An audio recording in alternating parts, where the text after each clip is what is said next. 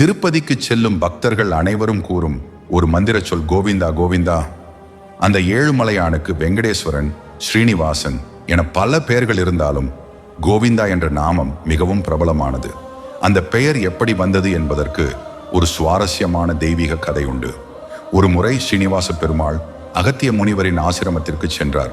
அங்கு யாகம் செய்வதற்காக ஒரு பசுமாடு தேவைப்பட்டது.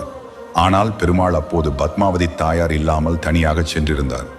துணைவி இல்லாமல் தனியாக வந்தவருக்கு பசுவை தர அகத்தியர் மறுத்துவிட்டார். அதனால் ஸ்ரீனிவாச பெருமாள் திருமலைக்கு சென்று பத்மாவதி தாயாரை உடன் அழைத்து கொண்டு ஆசிரமத்திற்கு வந்தார்.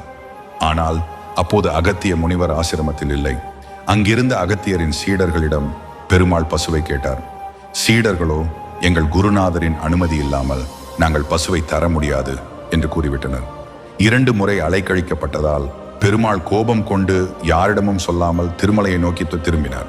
சிறிது நேரம் கழித்து ஆசிரமத்திற்கு திரும்பிய அகத்தியர் நடந்ததை அறிந்து அதிர்ச்சியடைந்தார். வந்தது என்பதை உணர்ந்து கொண்டார். உடனடியாக ஒரு பசுமாட்டையும் தன் சீடர்களையும் அழைத்து கொண்டு பெருமாளை பின்தொடர்ந்து ஓடினார்.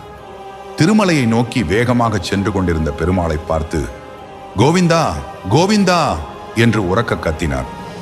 சமஸ்கிருதத்தில் கோ என்றால் பசு என்றும் விந்த என்றால் எடுத்துக்கொள் என்றும் பொருள்.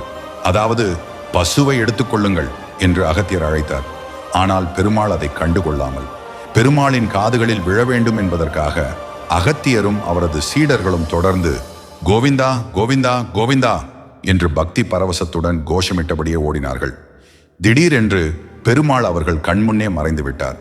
அப்போதுதான் அனைவருக்கும் புரிந்தது, மக்கள் தன்னை கோவிந்தா என்ற நாமத்தை சொல்லி அழைத்து வணங்க வேண்டும் என்பதற்காகவே வெங்கடேச பெருமாள் இந்த திருவிளையாடலை புரிந்தார் என்று பெரியோர்கள் கூறுகிறார்கள்.